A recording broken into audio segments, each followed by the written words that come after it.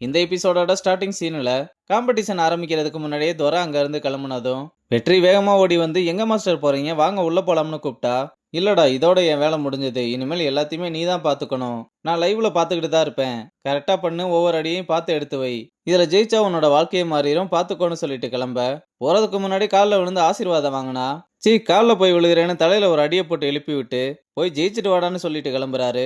அப்புறம் நம்ம பசங்களும் உள்ள வந்து பார்த்தா பெரிய லைட் செட்டப்போட குக்கு வித் கோமாளி ஷோ மாதிரி ரெடி பண்ணிக்கிட்டு இருக்காங்க.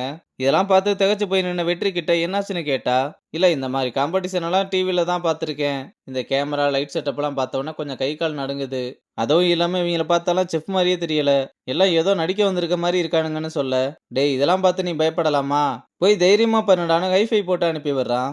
அப்புறம் கொஞ்ச நேரம் கழிச்சு ஷோ ஆரம்பிக்க ஆங்கர் வந்து அங்க இருக்க எல்லாரையும் மட்டும் இல்லாம டிவியில பாத்துக்கிட்டு இருக்க ஆடியன்ஸையும் வரவேற்கிறாங்க. அப்புறம் இந்த போட்டியில மொத்தம் 16 செஃப் கலந்துக்கிறாங்க போல. அவங்க எல்லாரையுமே ஒவ்வொருத்தரோட பேரை சொல்லி வரவேற்கிறாங்க. கடைசி அதுல நம்ம ஏற்கனவே கெஸ் பண்ண மாதிரி செல்வினும் ஸ்டார் செஃப் காம்படிஷன்ல கலந்துக்க தான் வந்திருக்கான். அவனை பார்த்ததுமே ஐசுவும் சாக்காகிறா.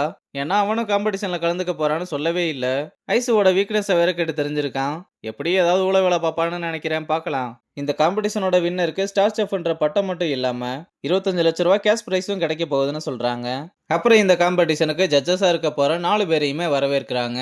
அப்படியே ஜட்ஜஸ்க்கும் செஃப் எல்லாம் அறிமுகப்படுத்தி வச்சுக்கிட்டு இருக்கும்போது நம்ம வெற்றியோட பேரை சொல்லி 2 டைம் ஸ்டார் செஃப் வின்னரான ராஜதுரை கிட்ட ட்ரெயின் ஆயிருக்காருன்னு சொன்னதும் அங்க இருந்த செஃப்ஸ் எல்லாருமே இவன் எனக்கு கால் பண்ணி ட்ரெயின் பண்ண சொல்லி கேட்டான், இவன் இப்படிதான் அவங்க முடியவே முடியாதுன்னு சொன்னாலும் அவங்கள போட்டு டார்ச்சர் பண்ணியிருக்கானா, ரூம் சர்வீஸ் பையனா இருந்தவனெல்லாம் கூப்பிட்டு டைம் வேஸ்ட் பண்ணிக்கிட்டு இருக்காங்க, நீங்க வேணும்னா பாருங்க ஃபர்ஸ்ட் ரவுண்ட்லேயே வெளியே போயிடுவான்னு காசிப் பேசிக்கிட்டு இருக்காங்க.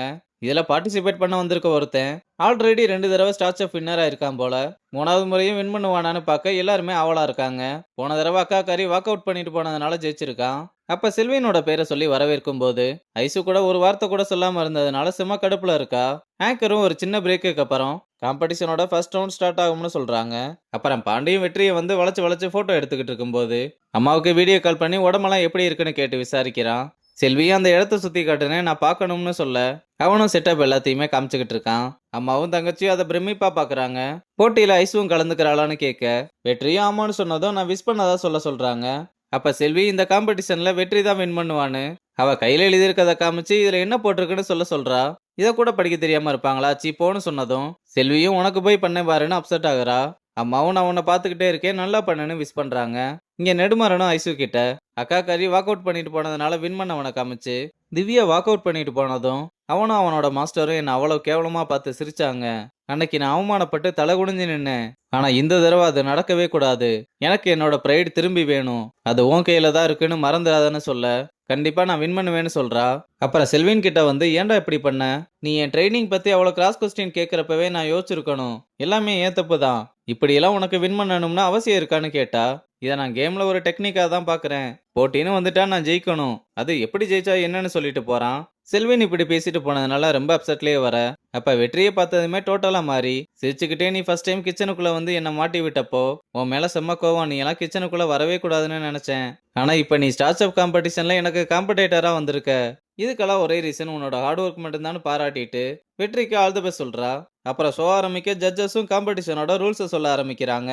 ஃபர்ஸ்ட் ரவுண்ட்ல கலந்துக்க போற 16 பேர்ல இருந்து 12 பேர் செகண்ட் ரவுண்டுக்கு போவீங்க, அதுல இருந்து 8 பேர் தான் தேர்ட் ரவுண்டுக்கு போவாங்க, அதுக்கப்புறம் தான் ஃபைனல் ரவுண்ட் ஆரம்பிக்கும், அதுல வின் பண்றவங்க தான் ஸ்டார் செஃப் ஆக போறீங்க.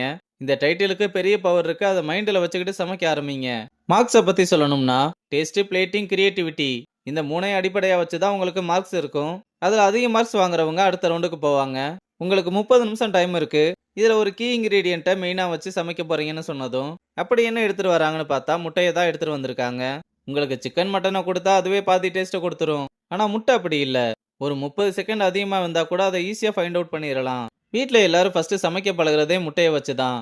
அப்படி ஆரம்பிச்ச உங்களோட பயணம் ஒரு சமையல்காரரா எவ்வளவு வளர்ந்துருக்கீங்கன்றத இந்த ரவுண்டுல பார்க்கலாம்னு உடனே எல்லாரும் தொப்பியெல்லாம் போட்டு ரெடி ஆயிட்டு வேகமா முட்டையை எடுத்துட்டு வந்து சமைக்க ஆரம்பிக்கிறாங்க.